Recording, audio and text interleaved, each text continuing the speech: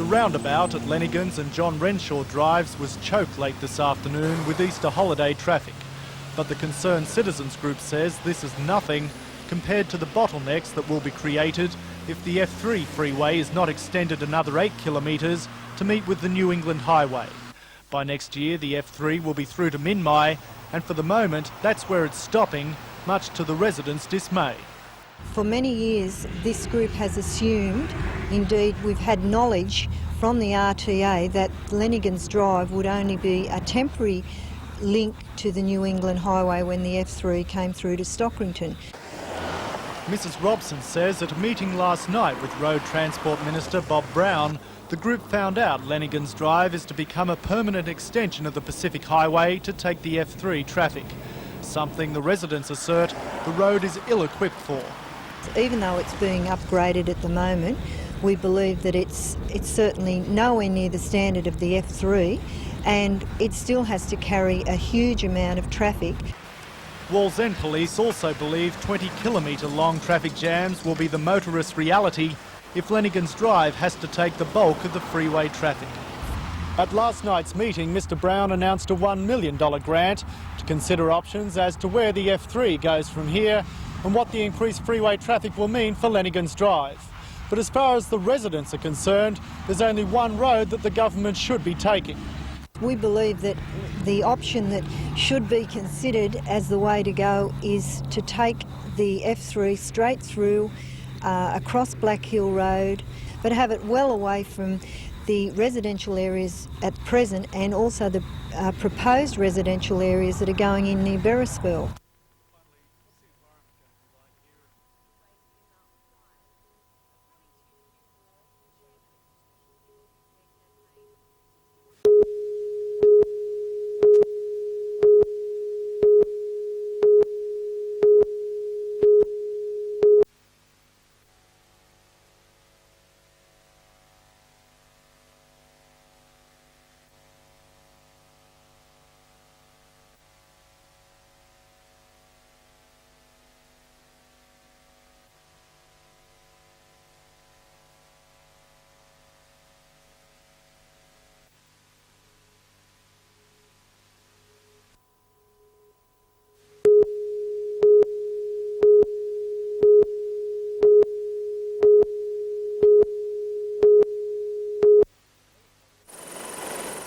The helicopter comes into peak demand over the Christmas and Easter holidays. Crews had already been working around the clock on medical emergencies until 2:30 this morning, when one of the chopper's engines failed on the pad.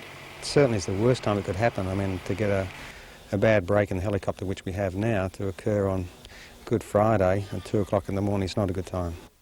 The helicopter could be out of service for a week.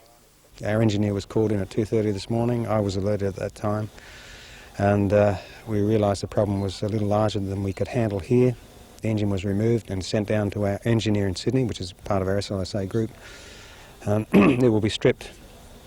Sections will be stripped, we'll work out what the problem is and then we'll go from there. Contingency plans for replacement parts or a standby helicopter from Sydney to help with urgent hospital transfers are in place.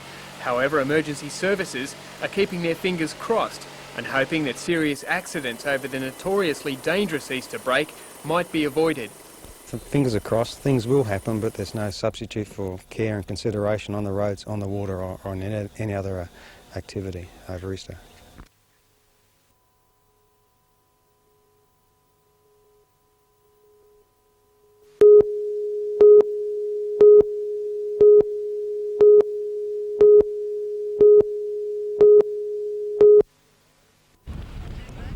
Twelve zone teams from the Illawarra, North Coast and Inland are arranged in a pools playoff for the prized Caldwell Cup, Richardson Shield and President's Cup, with finals to be played on Sunday. Newcastle and Illawarra have dominated the past 3 years of the championship's 40-year history, but the face of the game is about to change, with new laws of play to be implemented mid-season. They've made a number of law changes to the game which really should help the way New South Wales players play, because it's going to help teams that run with the ball in their hand. Players should be in step with the changes when the Northern Hemisphere touring season gets underway next January. State coaches and selectors eyed the country talent in the lead-up to the busy City Country, Scotland and All Blacks Test series, which begin in June and July. I think Australia always sets themselves to beat New Zealand. We beat them in the semi-final at the World Cup, and I think they've gone home with their tail between their legs, and they'll come out fighting in June this year. So if we get it right, I think we should be able to beat them again.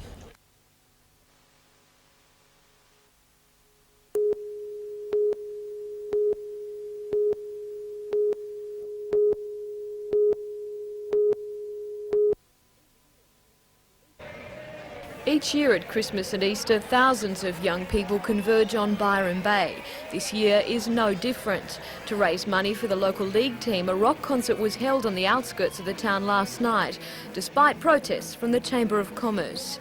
Their concern was that the concert, which went from 6 o'clock to 6 this morning, would promote unruly behaviour.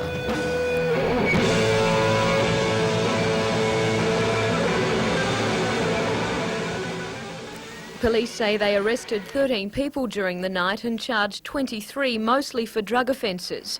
But tight security prevented any major scuffles or problems. The locals have their own views about the thousands of tourists who flock to the coastal haven every year. I reckon it sucks. Too many people. Around here you need tourists to keep the industries going, so tourists are cool. I don't like it when it's too packed. It gets really you don't know you're home.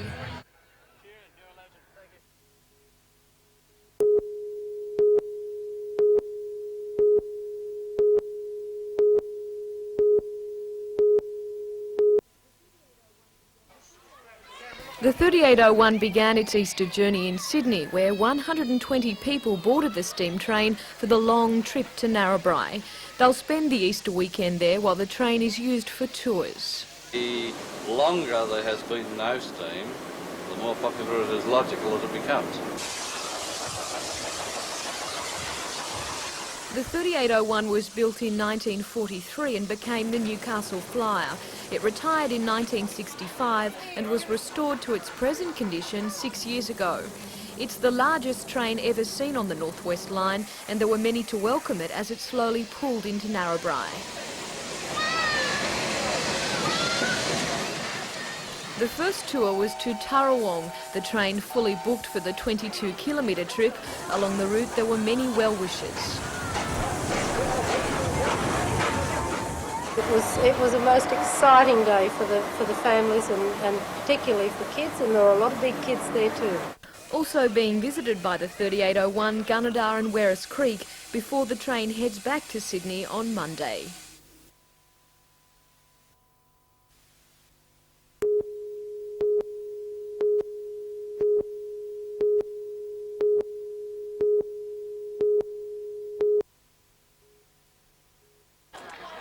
"12 months ago, a committee was formed to promote the main street of Moree. Today, that initiative was taken further with a street festival. To enhance and beautify our town and to try and encourage people to come here and visit and perhaps stay a little while. The festival attracted around 2,000 people. There were stalls and fashion parades, and for the kids, big dogs. But while today's festival was extremely successful, organisers say there need to be long-term changes to make Moree CBD attractive to shoppers. The street is also the main road, and each day scores of heavy vehicles rumble through.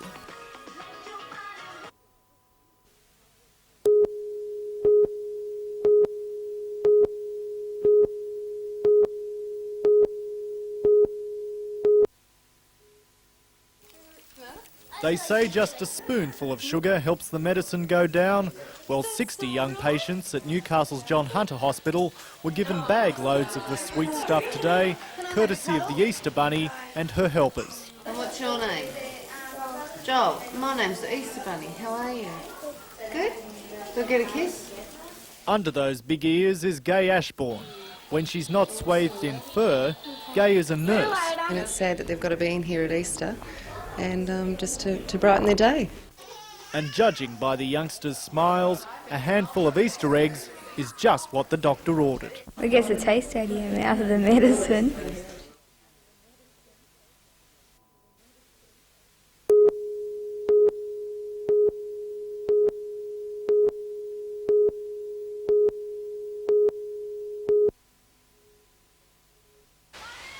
There was plenty of water in the Nimboida River to make the event a definite challenge for the 18 competitors. The 7-kilometre course must be covered as quickly as possible, the rapids making even the most experienced paddler struggle. Grafton's Stephen Muir is the Australian downriver champion, and today he proved his dominance by covering the course in just over 22 minutes. Second was Phil Kavanagh, also of Grafton. In the under-18s, a force of the future with 18-year-old John Wilkie of Tweed Heads finishing in 24 minutes. The other event this weekend is the slalom. 50 competitors will battle it out for the title. The championships conclude on Monday.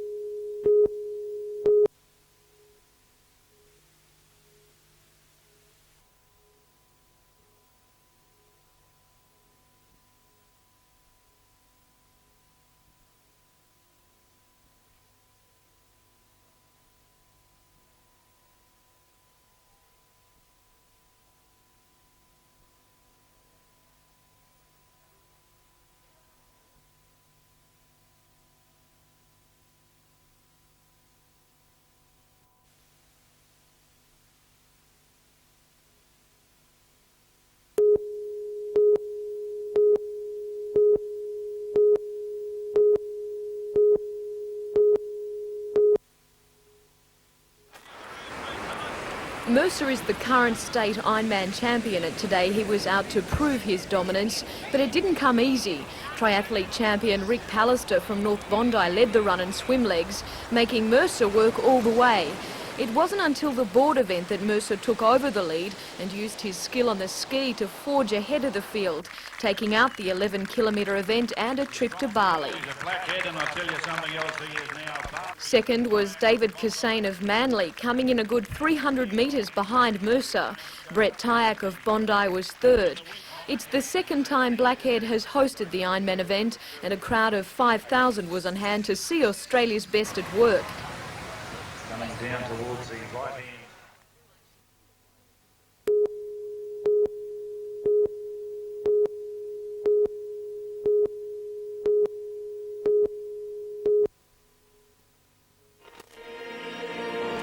It's almost 2,000 years since Jesus Christ was put to death on the cross, and as the scriptures go, to rise again on the third day, giving mankind an eternal hope of resurrection.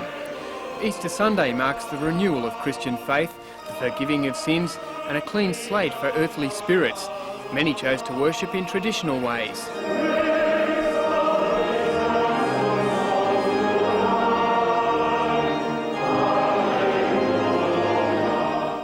Despite the different surroundings and languages, hopes and aspirations seemed the same, brought into clear focus for some attending a Polish Mass, celebrating new political and religious freedoms in their homeland. Poland was in a bad condition, was under rule communist country, communist rules, yeah. But suddenly Polish free.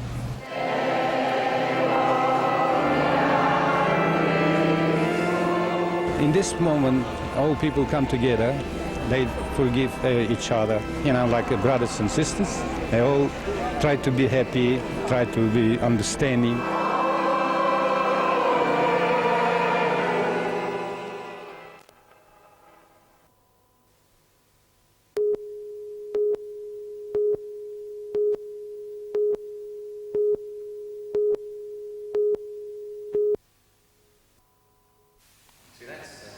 The twin-engine chopper suffered a $100,000 breakdown on Good Friday, effectively grounding the service at one of its busiest times of the year.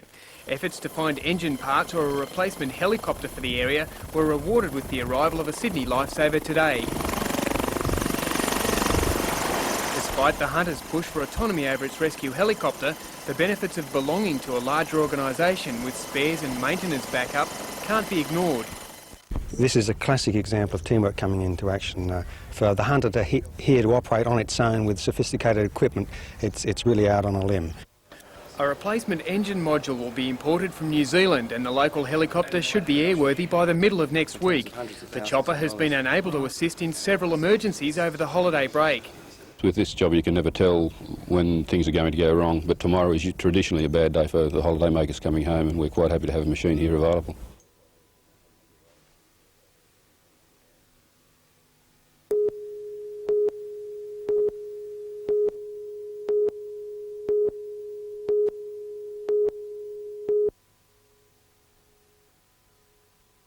For some, it's the giving, receiving and eating of Easter eggs.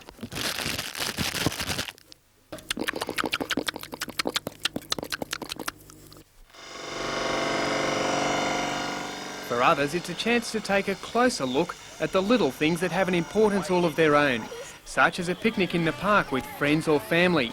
Hundreds turned out on Newcastle's harbour foreshore to enjoy an old-time picnic with strolling jazz musicians and kite flying, as well as an organised program of games.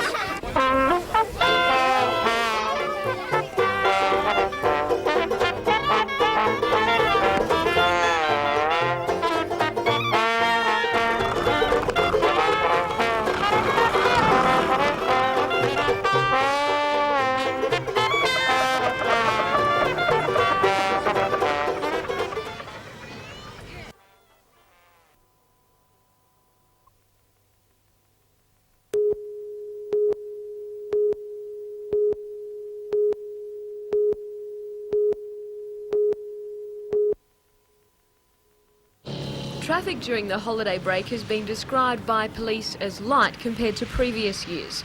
Motorists appear to be heeding warnings of police blitzes on speeding and other offences. By midnight last night, police in the Tamworth district had carried out 1,750 random breath tests and charged 20 people with exceeding the allowed limit. 700 traffic infringement notices had been issued, 400 of them for speeding. But despite this, police say drivers aren't travelling as fast as they have in the past. The feedback I'm getting from the fellas out on the road is that on the whole the motorists are very, very well behaved. Speeds are certainly down, and particularly the speeds that we are getting, they're not high speeds. They're only, I mean, we're looking at 20 to 30 kilometres over the speed limit.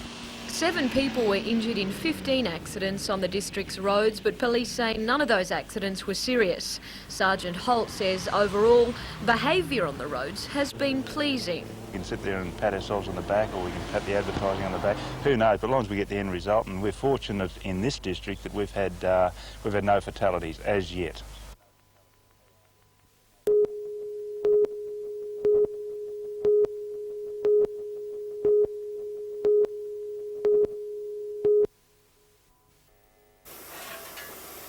For its 120 passengers and hundreds of well-wishers along the northwestern line, the 3801 has been an Easter treat.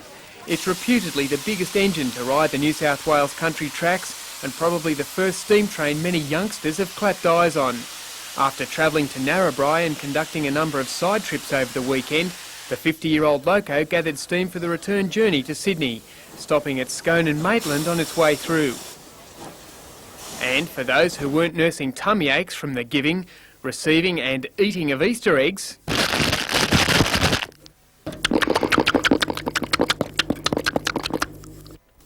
the holiday provided the chance to take a closer look at the little things that have an importance of their own. Hi kids. What is that for? Hundreds turned out on Newcastle's harbour foreshore yesterday to enjoy an old-time picnic with strolling jazz musicians, kite flying and an organised program of games.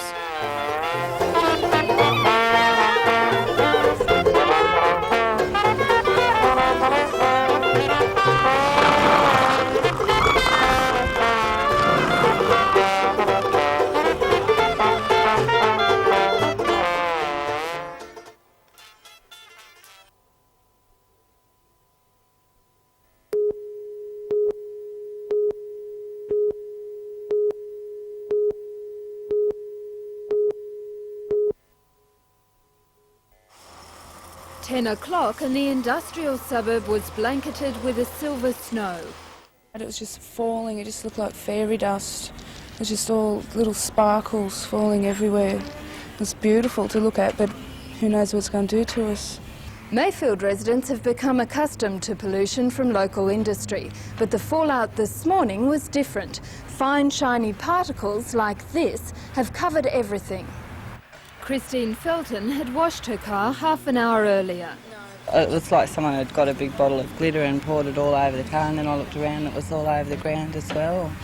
Resident Eddie Osmanovic was concerned about his 4-year-old son who was playing outside at the time. However, Alan Krapp from the Environment Protection Authority believes the material is not dangerous to humans.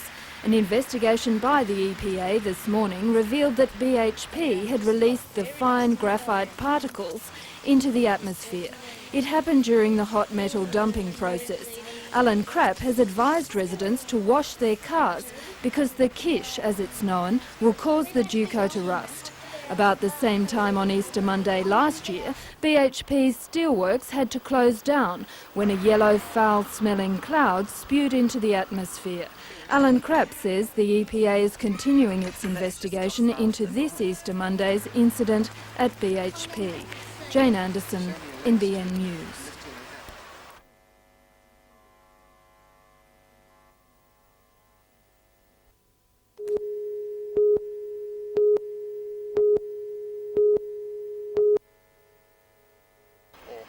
Jodie O'Donnell admits she's a late bloomer in athletics. While she ran for the fun of it in her primary school years, she soon got tired of that.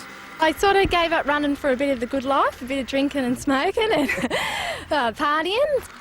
13 years later, at the age of 25, with some egging on from her touch footy mates, she's taken up serious running and started favourite in only her 5th professional race, the women's handicap at Stawell over Easter. Jodie O'Donnell, the favourites well clear in the early stages from into Ballerina, and on the outside Bell into Jack Albert. The favourite's going to win, Jodie O'Donnell.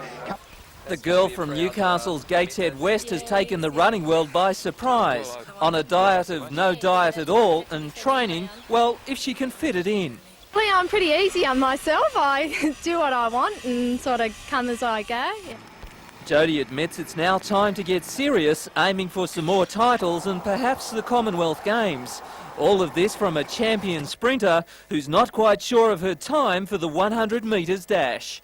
Peter Ryan, NBN News.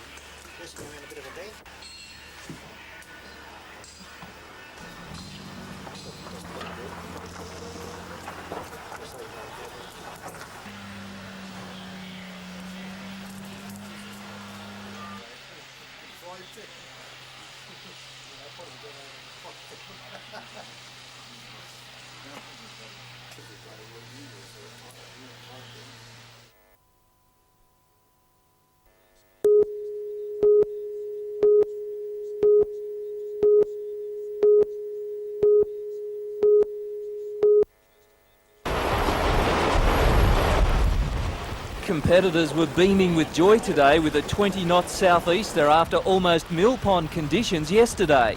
Good fun out there. Oh, I just like flying high and getting speed, yeah. 14-year-old Belmont schoolboy Ben Vaughan, the CHS champion, not to mention the national champion Murray Cats, revels in the blustery conditions. His 4-metre craft ready to fly. All the 200 boats, including 30 different classes, enter the water at the same time, with the starter setting them off in separate 10-minute lots. Conditions were too rough for some, causing others to make a dignified retreat to shore. Competition continues over the next 2 days. And to sailing matters of another sort, 21-year-old Adam Quinn from Booragul has won the light heavyweight division of the Australian Windsurfer Championship. The titles were held on Sydney's Rose Bay over the Easter long weekend.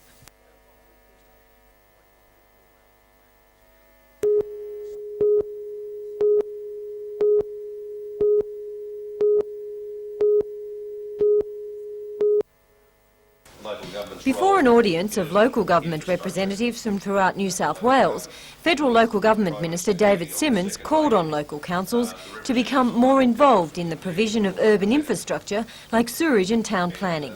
The minister identified Port Stephens, the Great Lakes, Newcastle and its surrounding towns, as well as small towns on the far north coast as the state's growth areas, some of them growing faster than expected. That's often placing pressure on smaller rural shire councils who are not used to planning for such significant change. The Urban Infrastructure Report is an attempt by the federal government to make local authorities, be they large or small, realise the important role they play in helping to develop Australia. It looks at issues like providing for roads, water and housing, all concerns of councils in small towns like Scone through to larger cities such as Newcastle and Tamworth. And even the most small urban centre, or even of less than 1,000 people, you need to have certain infrastructure present. Mr Simmons says local government can better gauge the needs of its communities and is calling on councils for ideas on how to improve infrastructure. He says the money to fund these ideas is available, but there'll be no handouts. Gone are the days where there's going to be some sort of cargo colt from either Macquarie Street or from Canberra handing out largesse. Catherine Lamond, NBN News.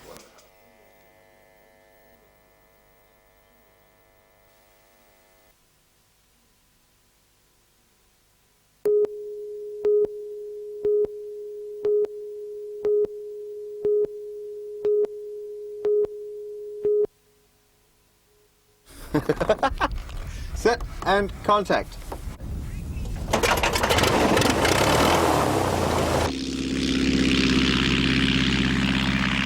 The flight path from being a learner pilot at 17 to being crowned the National Aerobatics Champion has been anything but a straight line for Phil Unicum.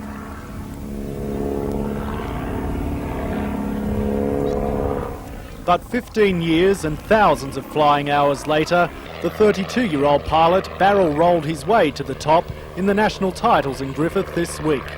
The win has sent Phil into a spin, especially because it was his first time in the Nationals, and he did it all in a wooden frame biplane, almost 50 years old. The old stomp, you know, such a vintage aeroplane against all the modern stuff, and she really came up well. To watch Phil's manoeuvres is hair-raising.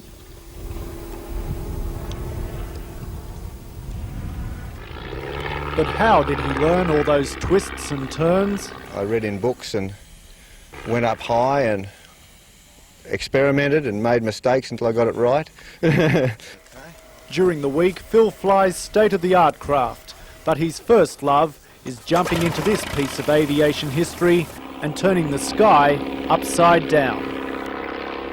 Something I've always wondered about you aerobatic pilots. Do you eat anything before you compete? Oh yes, you've got to have something to bring up. Which is why I'm grateful I turned down lunch before rigging up in this Red Baron regalia. With my stomach still in my mouth, Scott Bevan, NBN News.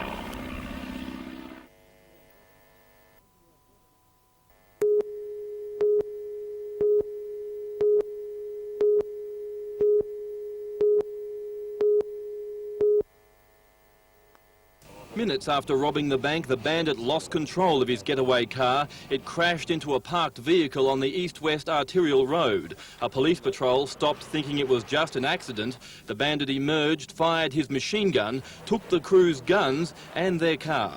He shot at the policeman and we thought he was dead because he dropped to the ground. And apparently he missed him within, what was it? About 2 metres. The female and the male police officer held at gunpoint. Are they okay? And they're call signs. Both police officers, a male and a female, did everything that could have been done.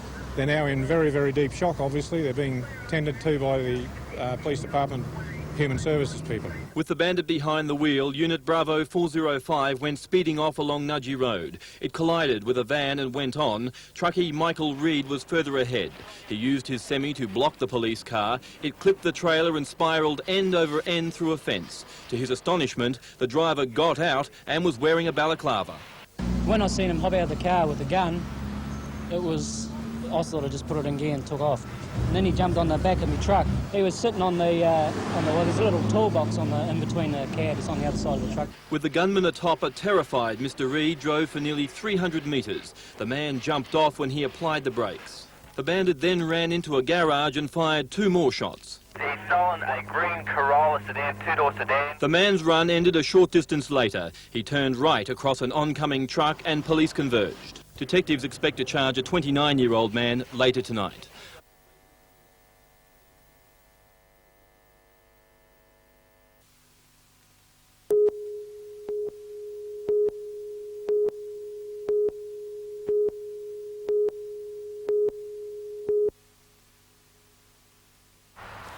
When Leslie Ralph's father died on March 25th, the family intended for the funeral to be held 2 days later. But Mrs. Ralph says those plans were thrown into disarray because pipes damaged during the earthquake and subsequent drainage problems had reduced the grave at Sandgate Cemetery to a watery pit. Burial took place 6 days after it should have. When the burial finally took place on the 2nd of this month, Mrs. Ralph says the ceremony was rendered more heartbreaking than it should have been. 2 men were in the grave trying to bail out a metre of water.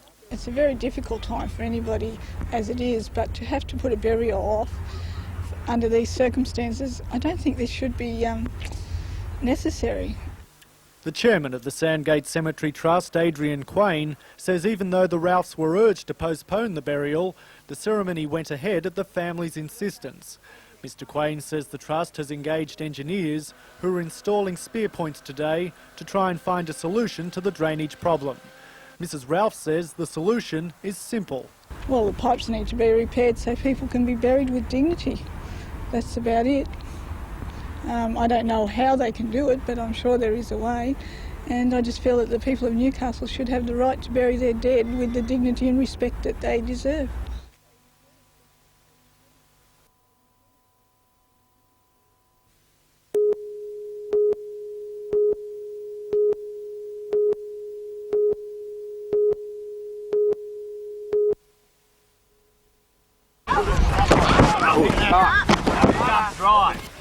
Marathon Stadium today overrun by knee-high nights, hundreds of kids turning out for a coaching clinic. It was child's play for the big boys last Sunday. Well, they've got numbers out here. Boyd Schuster. This is going to be close. Adrian Broker, and he's in for the try. Newcastle routed the Gold Coast. Selectors wasted no time in naming McCormack, Paul Harrigan and Mark Sargent in the countryside. Watching from the stands, regular hooker David Mullane. Robbie's a great player and no one can begrudge him anything, and I'm personally glad he made the countryside and that, and I'm sure he'll keep going well at hooker, and hopefully I can get a start on the bench and I might come on in the second row or anywhere. It really doesn't matter as long as you're part of it. The Broncos are riding high after trouncing Manly. Newcastle has never beaten them. Fairly daunting proposition really, with their internationals and that, but we're pretty keyed up in front of the big home crowd we hope we get, and I'm sure we'll put it right to them. Schuster now trying to lay out with a perfect pass on Jamie Ainscough, and the Knights are in. And the big question, how will those country reps pull up after tonight's clash? The boot's on the other foot. Normally it's the Broncos that are severely tested with representative honours, as they will be later in the year. But it's part and parcel of football. The players accept that, the coaches accept that, and we can't change the system. We have to put our best foot forward on Sunday.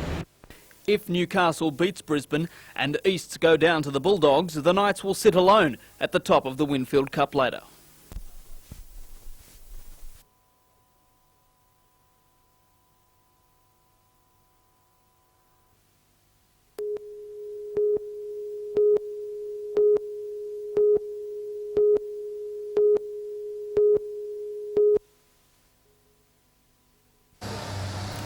The scene confronting rescue workers when they arrived at the crash site in Lake Road, Glendale, was what they fear most: a critically injured patient hopelessly trapped by bent and twisted metal. The loaded gravel truck, weighing some 20 tonnes, had apparently swerved to miss some stationary traffic as it travelled downhill towards the crossroads. The van, driven by 34-year-old John Lee of Narara, was in the truck's path as it careered into the front yard of a house. For an hour and a half, the police rescue squad, using every trick they've learned over the years, worked to cut and bend the wreckage away from the driver's legs. As they worked, paramedics applied all possible trauma treatment. Knowing they were fighting a race against time, a surgical team from the John Hunter was called to the scene. But some 90 minutes after the crash happened, the rescuers faced the bitter frustration of seeing a life slip away, in spite of their best efforts. The Police Accident Investigation Squad is now checking the gravel truck for any sign of brake failure. Jim Sullivan, NBN News.